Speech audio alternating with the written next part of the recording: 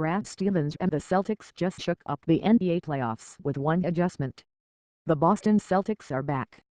Isaiah Thomas' crew jumped out to a 18-point first-quarter lead over the Chicago Bulls in Game 3 and closed out strong to secure a 104-87 win, narrowing their first-round series deficit to 2-1. How did they do it? A major injury to the Bulls certainly helped, but Boston made one key lineup decision that unlocked the Celtics' current potential. The Celtics went small on Friday and by doing so, changed the course of the 2017 NBA Finals. First, we have to know the absence of Rondo. The Bulls were a completely different team without their championship-winning point guard Rondo. The offense stalled on the perimeter, as Jimmy Butler had to bail out the Chicago offense with contested prayers at the end of the shot clock. And without Rondo disrupting the Boston offense at the point of attack, the Celtics looked more like the Golden State Warriors than the team that fell to a 0-2 deficit on its home court.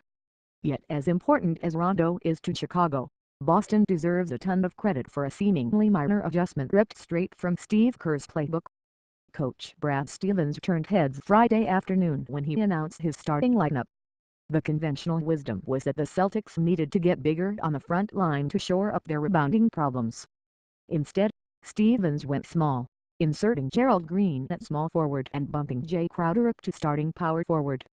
The results were extraordinary. All of a sudden, Boston was flying up and down the court, chucking threes, and switching on the flight on defense. With Green, Crowder, Isaiah Thomas, Avery Bradley and Al Horford, the Celtics have 5 players you have to guard at the three-point line, and the Bulls simply weren't prepared for that adjustment. And if Chicago is without Rondo for the rest of the series as expected, it's hard to see how the Bulls will keep up with this new-look Boston squad.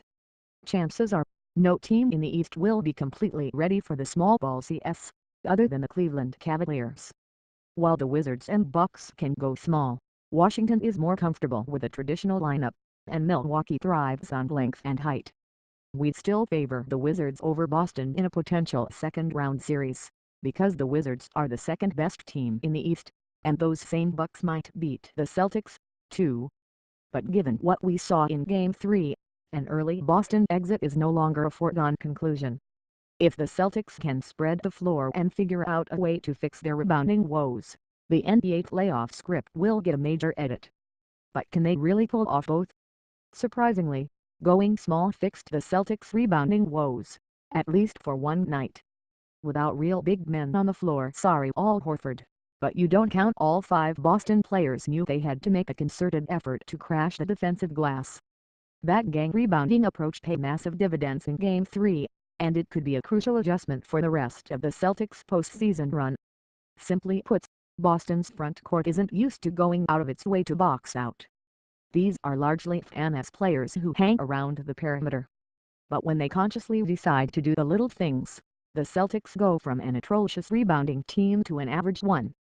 Given how solid they are in the other facets of the game, that little bit of improvement could turn Boston from a first-round also-ran to a conference finals contender once again. Still, the Celtics weren't perfect. They let the Bulls back into the game late in the second quarter, then almost did it again early in the fourth quarter. Before that, Coach Brad Stevens has to take some heat. He's making the biggest mistake young coaches make in the postseason by trying to play the 10-deep rotation. In the playoffs, though, your team lives and dies with your top 8 players.